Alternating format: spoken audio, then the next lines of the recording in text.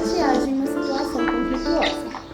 Freire acredita que, por meio do diálogo, as pessoas podem mudar o mundo e a si mesmas.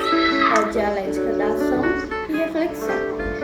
O diálogo existe como também amor ao mundo e às pessoas, com humildade na hora de falar, com fé, acreditando na transformação, com confiança no sujeito e com esperança em uma realidade diferente.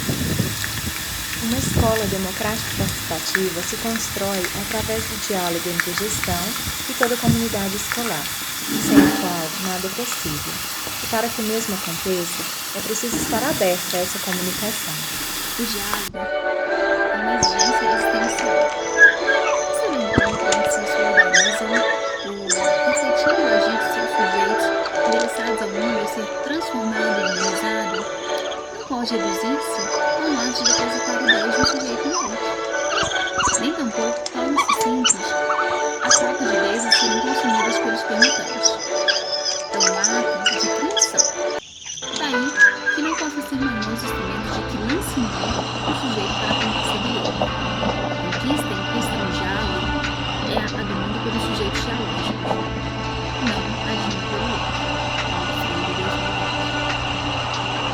Não existe tampouco diálogo sem esperança. A esperança está na própria ciência, na imperfeição dos homens. Levando-os a uma eterna busca. Uma tal busca, como já vimos, não se faz no isolamento, mas na comunicação entre os homens, o que é impraticável numa situação de agressão. Não é, porém, a esperança em cruzar de braços e esperar. O outro nem é esperança quanto o outro, e se o outro com esperança, espera. Não há diálogo se não há humildade. Não há diálogo se não há uma intensa fé. Não existe diálogo sem esperança.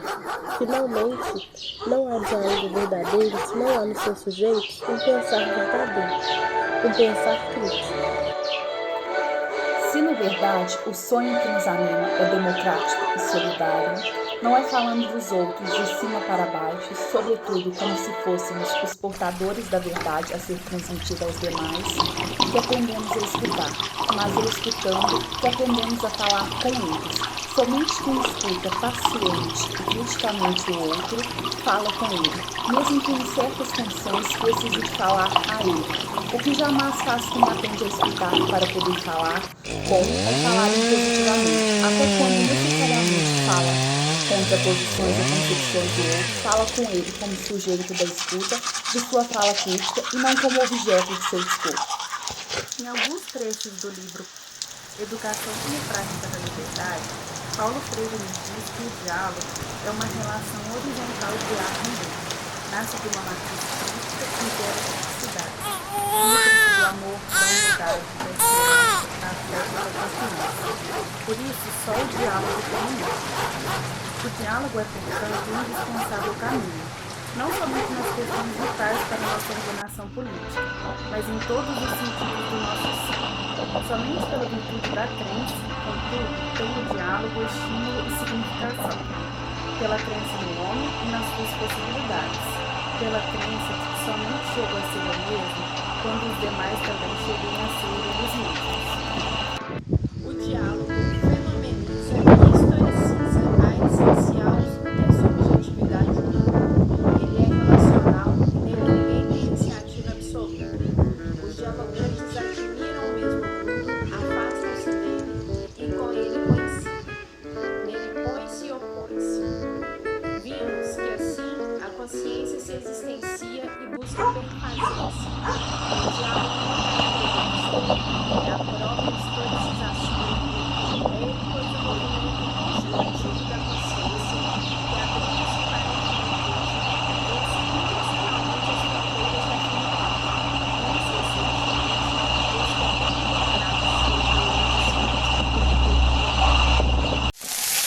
O diálogo é um encontro entre os homens necessitados pelo mundo, para designar. E ao dizer suas palavras, ao chamar ao mundo, os homens o transformam. O diálogo impõe-se como o caminho pelo qual os homens encontram seus significados enquanto homens. O diálogo é, pois, uma necessidade existencial. Não é dizer-se da mente dialógica, é vivenciar o diálogo. Ser dialógico é não invadir, é não manipular, é não organizar. Ser dialógico é empenhar-se na transformação constante da realidade. Esta é a razão pela qual, sendo o diálogo o conteúdo da forma de sua própria existência humana, está excluído de toda relação na qual alguns homens sejam transformados em seres para o outro por homens que são falsos seres para si. Expressar-se expressão do mundo implica comunicar-se a partir da intersubjetividade originária. Poderíamos dizer que a palavra mais é instrumento, é a origem da comunicação. A palavra é essencialmente diálogo. A palavra abre para a consciência, para o mundo comum das consciências, em diálogo focal. Desta linha de entendimento, a expressão do mundo, com substância-se em elaboração do mundo e a comunicação em colaboração. E o homem só se expressa convenientemente quando colabora com todos na construção do mundo comum. Freire, 1970, página 11. Para Freire, o diálogo como encontro dos homens para a tarefa comum de saber agir se seu polo, deles, pedem a unidade. Como posso dialogar se me fecho com a contribuição dos outros, que jamais reconheço e até me sinto ofendido com ela?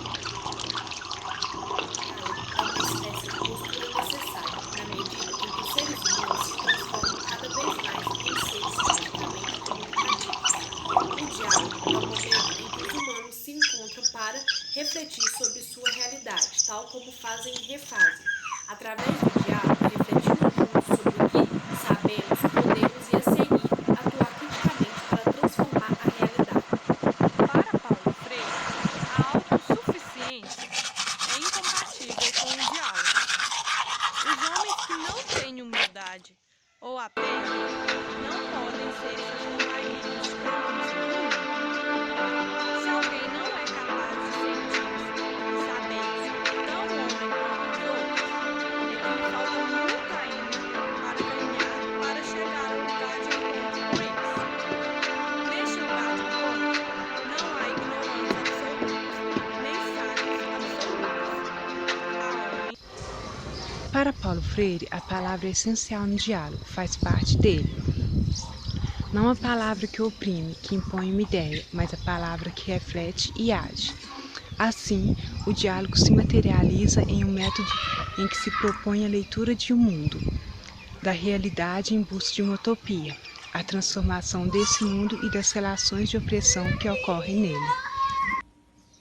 Não há também diálogo se não há uma intensa fé nos homens, fé no seu poder de fazer e refazer, de criar e recriar, fé na sua vocação de ser mais, que não é um privilégio de alguns eleitos, mas direito de todos os homens. Para Paulo Freire, a autossuficiência é incompatível com o diálogo. Os homens que não têm humildade ou a perdem não podem ser seus companheiros de pronúncia do mundo. Se alguém não é capaz de sentir-se e saber-se tão homem quanto os outros, é que lhe falta muito ainda para caminhar para chegar ao lugar de encontro com eles. Neste lugar de encontro, não há ignorantes absolutos, nem sábios absolutos.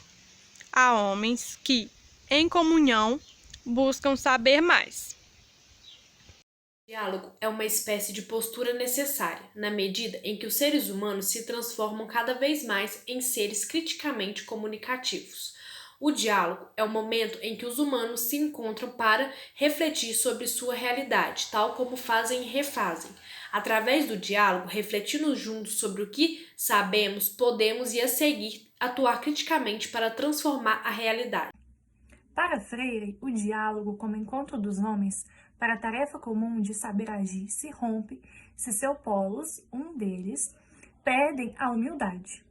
Como posso dialogar se me fecho com a contribuição dos outros, que jamais reconheço e até me sinto ofendido com ela? Expressar-se expressão do mundo implica comunicar-se a partir da intersubjetividade originária. Poderíamos dizer que a palavra mais é que instrumento, é a origem da comunicação. A palavra é essencialmente diálogo. A palavra abre para a consciência, para o mundo comum das consciências, em diálogo, portanto. Nessa linha de entendimento, a expressão do mundo consubstancia-se em elaboração do mundo e a comunicação em colaboração. E o homem só se expressa convenientemente quando colabora com todos na construção do mundo comum. Freire. Não é dizer-se descomprometidamente dialógico, é vivenciar o diálogo. Ser dialógico é não invadir, é não manipular, é não organizar. Ser dialógico é empenhar-se na transformação constante da realidade. Esta é a razão pela qual, sendo o diálogo o conteúdo da forma de ser própria existência humana, está excluído de toda relação na qual alguns homens sejam transformados em seres para o outro por homens que são falsos seres para si.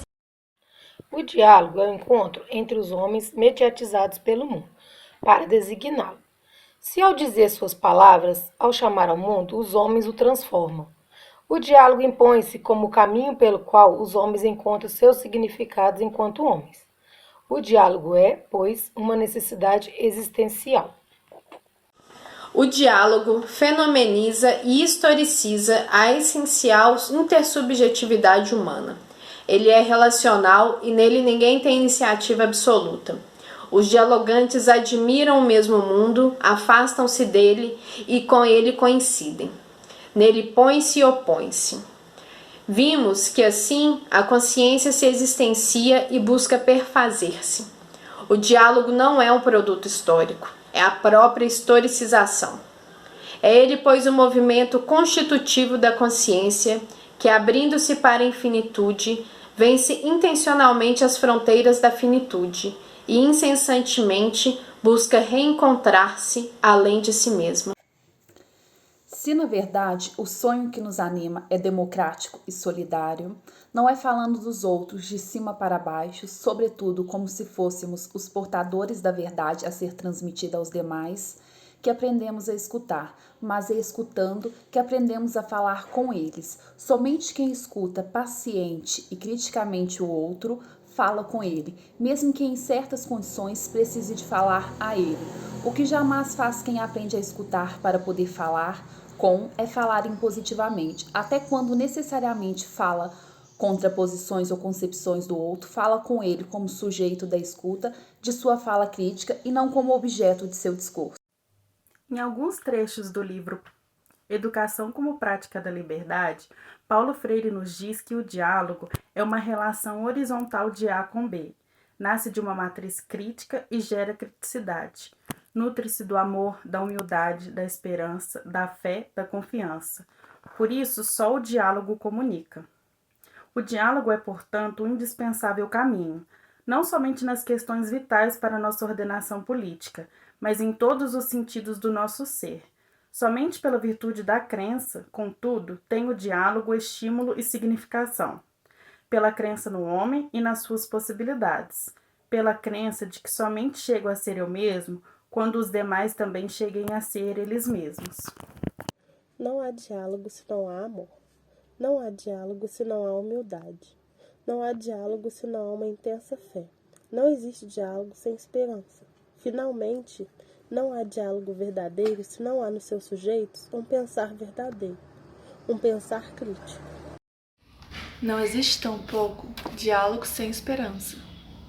A esperança está na própria essência da imperfeição dos homens, levando-os a uma eterna busca. Uma tal busca, como já vimos, não se faz no isolamento, mas na comunicação entre os homens, o que é impraticável numa situação de agressão. Não é, porém, a esperança um cruzar de braços e esperar. Movo-me na esperança enquanto luto, e se luto... O diálogo é uma exigência existencial. Esse é o encontro em que se solidarizam o refletir e o agir de seus sujeitos endereçados ao mundo a ser transformado e humanizado, não pode reduzir-se a um ato de depositar ideias de um sujeito no outro. Nem tampouco torna-se simples a troca de ideias a serem consumidas pelos permutantes. É um ato de criação. Daí que não possa ser manhoso instrumento de que lance mão o sujeito para a conquista do outro. A conquista implícita no diálogo é a do mundo pelos sujeitos dialógicos, não a de um pelo outro. Paulo Freire, 2010. Uma escola democrático-participativa se constrói através do diálogo entre a gestão e toda a comunidade escolar, sem o qual nada é possível.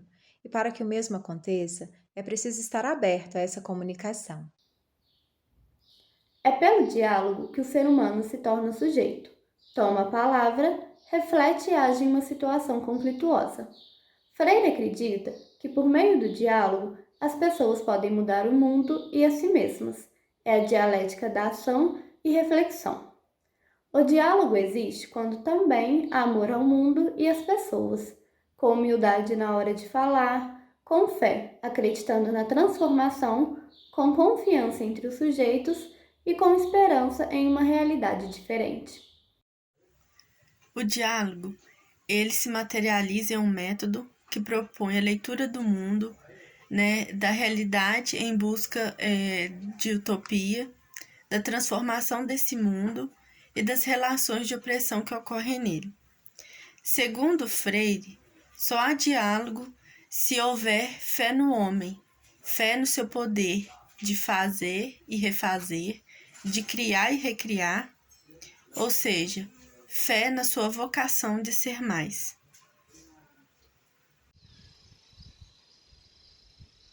Para Paulo Freire, a palavra é essencial no diálogo, faz parte dele.